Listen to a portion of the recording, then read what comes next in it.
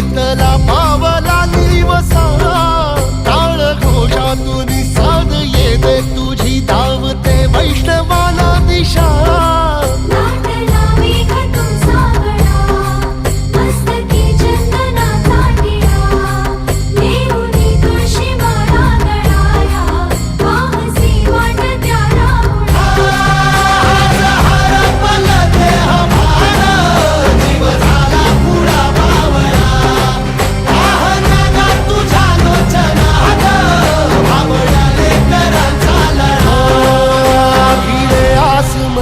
ध्वजा वैष्णवांची उभी पंढरी आज नादावली